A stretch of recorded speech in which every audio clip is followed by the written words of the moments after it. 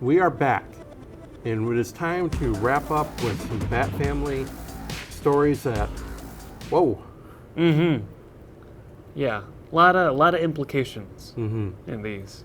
What one person is happy for, another one says, you're usurping my legacy. And what one is thought of to look for the perfect time is, no, I'm doing my duty. Two sides of that story. Nightwing number 18, Nightwing Must Die, Part 3. We didn't get a chance to talk about Nightwing for a couple of issues, a couple episodes. Bring us up to speed. What's going on with Nightwing? Well, in this story arc, Nightwing is now in a relationship with Sean Sang. She's the former villain called the Defacer, also a graffiti artist. And in this, Damian has gone out to Bloodhaven. He wants to go confront Dick because he thinks Dick's trying to sidestep the legacy. Damian wants to be the next one in line to be Batman.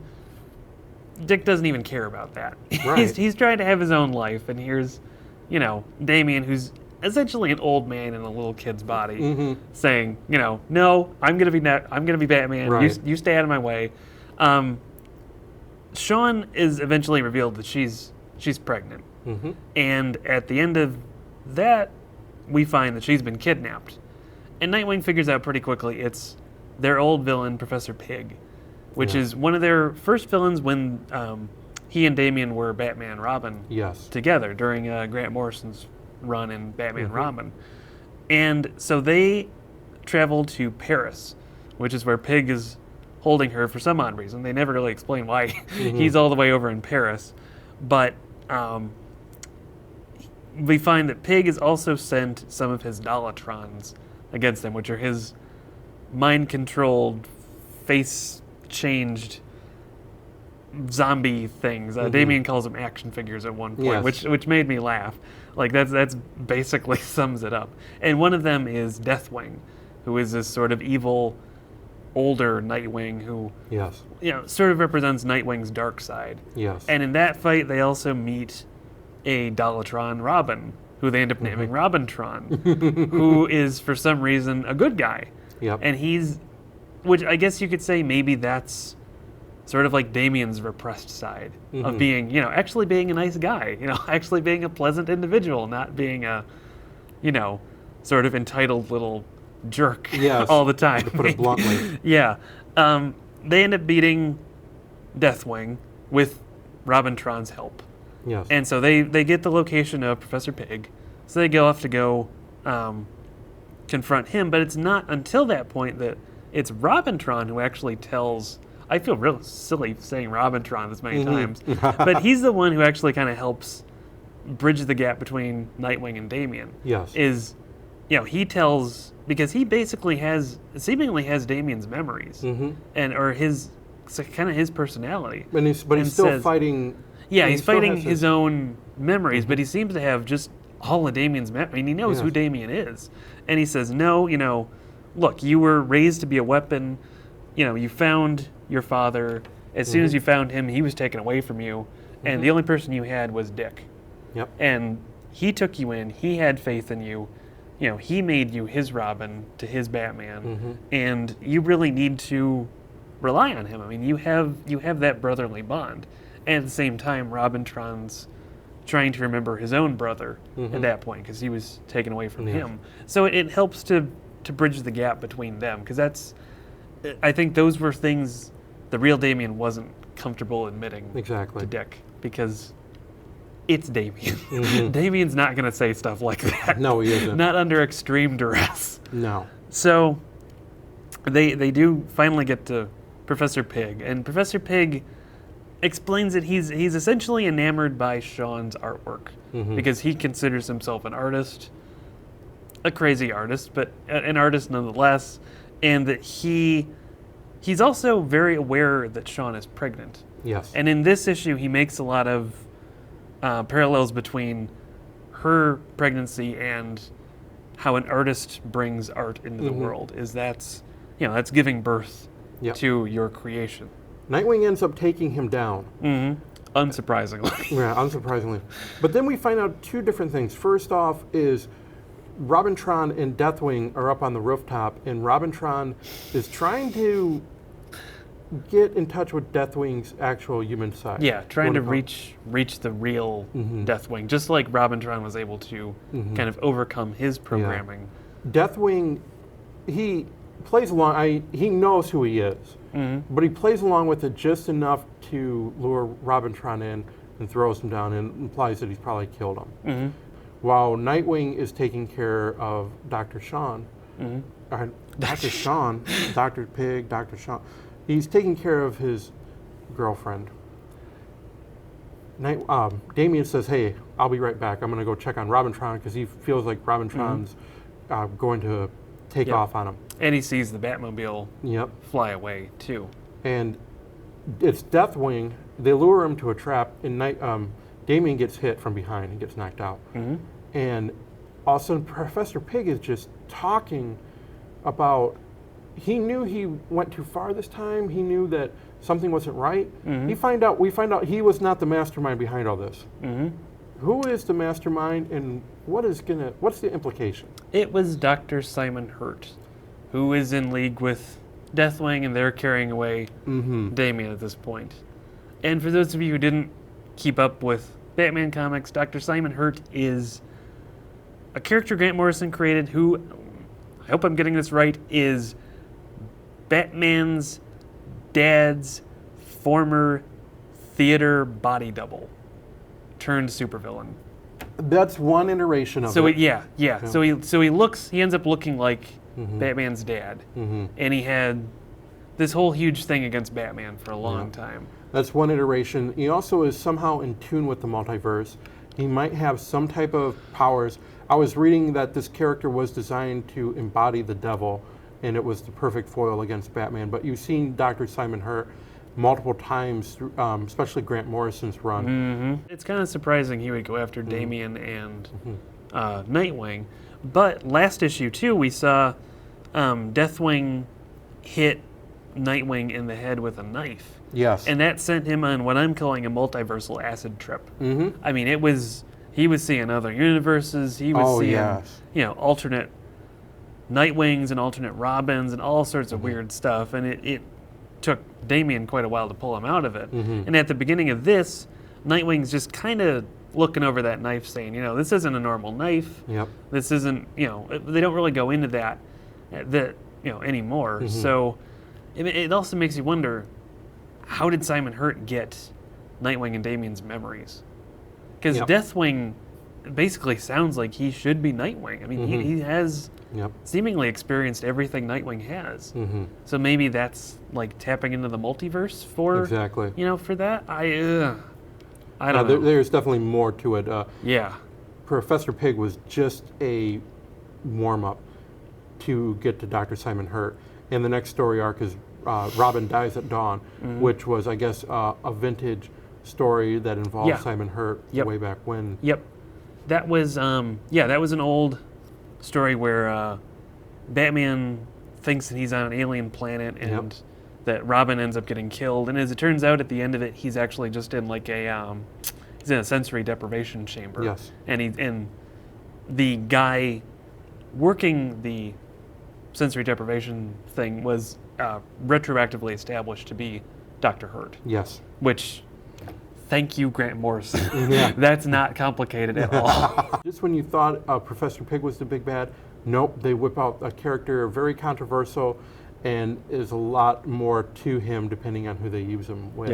Yep. And this has been a very fun story arc, just having Nightwing and Damian together. That weird back and forth, kind of brotherly, kind of love-hate. Yeah, because we haven't really seen that. We have seen it, but we haven't seen it like it was during the Grant Morrison run when Batman died during Final Crisis. Batman number 20, I Am Bane, Part 5.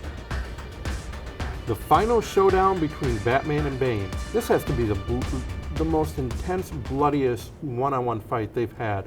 It's gone on for quite a few issues now. Yeah, this almost reminds me of like Bane playing a video game, and it's him, like going through survival mode. He has to, because Batman pits him against all the villains in Arkham last issue, and he has to tear through all those, and that took like an entire day Yep. for him just to beat all of them down. Yes. And then, finally day 5 he gets to Batman and they have their showdown. Was it day 4? I think he got him last. Maybe it was. I think this is part 5. Yeah, Wasn't it part 5 5. days? Yeah, I think day it was 5 5 they said, days. yeah. Yeah, 5 days for Claire to get her treatments with Psycho Pirate. One of the traits of Bane that I remember when he debuted,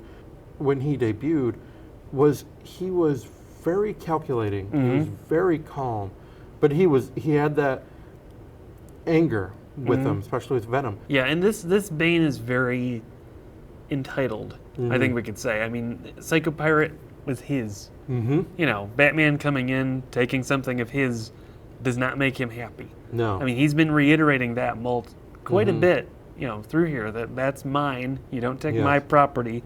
You take my property, I'm going to come to your property, and I'm going to take everything you like. Yes. And I mean, I've referred to this as a hissy fit when we reviewed this before. I mean, this is a Bane hissy fit. This is, in this he says, I'm going to kill you to Batman, then I'm going to kill, he just calls him the butler. Yep. I'm going to kill your butler, I'm going to kill the girl, I'm going to kill Catwoman, I'm going to kill Bronze Tiger, I'm going to kill Duke, I'm going to kill Gordon, I'm going to kill everybody you've ever met.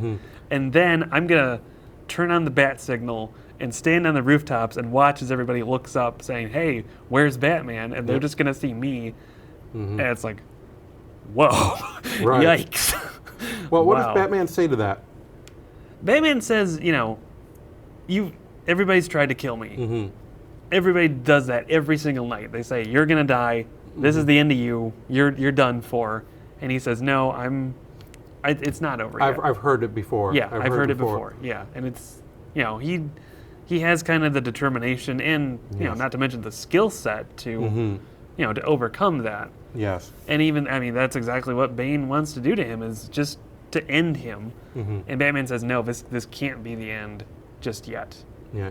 We see this inner monologue with Batman, and it starts, they're showing, Batman was talking about, the monologue talks about, you knew it at the plane, you knew this here, and then you met the Gotham duel, and you knew that this was a good time to protect Gotham, and you see this monologue, and all the while Batman is fighting Bane, saying, basically it's almost like telling Batman, you knew the time was coming that you were going to die, so you knew when this was going to happen. It was a kind of a inner monologue that was kind of weird at first. You read it, it makes sense because it seems like Batman is going to lose. Yeah, like he is going to sacrifice himself, because that's kind of what we saw with the plane, too. When the plane went down, he was not expecting to get off that. Right. I mean, that was going to be a suicide effort to save all those people, because he said, he mentioned to Alfred when that happened, hey, there's envelopes for the boys or something like that.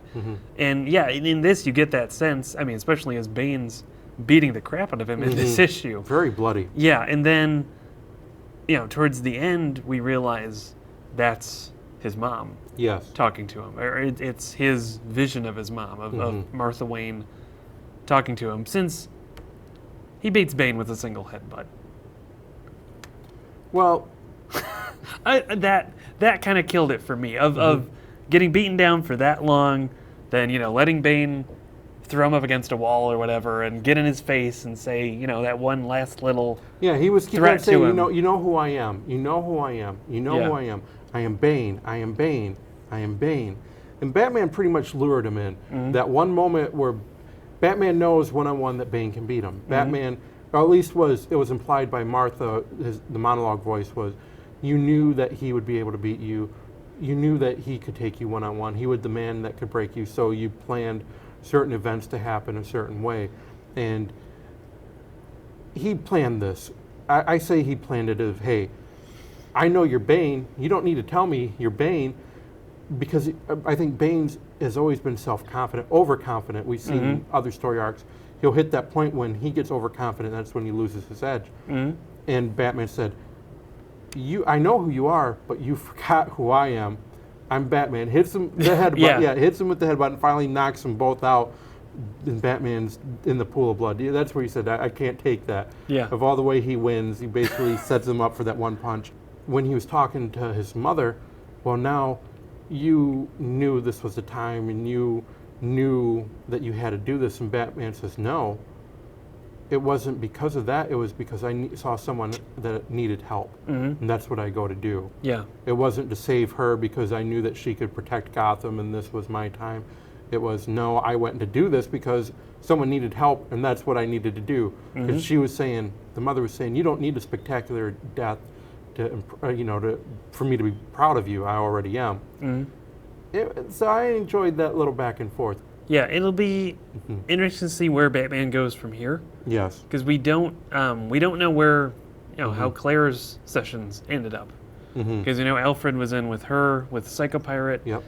Alfred was not crazy about the prospect of that. I mean, he had Psychopirate at gunpoint for all that. So we'll see how that goes. They're still in the wrecked Arkham Asylum. Yes. I mean, most of the villains got the crap beaten out of them by Bane. So most of the dangerous ones are probably down for the count. But Yes.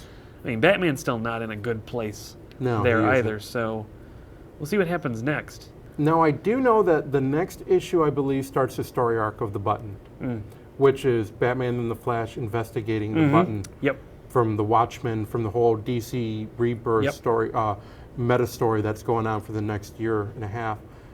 So it'll be interesting to see how do they acknowledge the fact that Batman just got pretty much taken to the point of no return. Almost there. Yeah, and what happened to Claire? Because I was kind of hoping we would get that. I was almost expecting her to show up at the very end of this and maybe take out Bane at the end. I mean, because that would be sort of the last play I could see Batman Yep. playing, but that didn't need to happen. So it'll be interesting to see what happens with that. Exactly. And we do have to mention that Psychopirate has been one of those characters in the past that knows about the multiverse. He knew about the first crisis. He remembered it when no one else did. So maybe that will play into something with the Button storyline. But I know that it has Flash, Reverse Flash, Thomas Wayne Batman from Flashpoint, and Batman. That wraps up this episode of Comic Book Cove. Josh, any thoughts on what we've read with the legacy characters coming back, seeing two sides of the story, kind of seeing what's going to happen next? Well, this is a lot of good issues. We have some new starting points for a few titles. We have new story arcs starting. We have kind of a new launch point for Harley Quinn, and frankly, I'm still getting used to the fact that we're talking about Harley Quinn on the episode. Like, whoa, wow, we're to that point. Yes. Jeez, amazing. Well, if if you have any questions or comments, drop us a line on our Facebook, YouTube site, Delve Into the Void. And also, be on the lookout for some of the exclusive pictures that we've been posting up of our set. As you can see in the background, Josh brings in a great collection of figures and collectibles every episode. So for this episode of Comic Book Cove, I'm Tom Morris. And I'm Josh Holderbaum. And we will talk to you and see you next time in Comic Book Cove.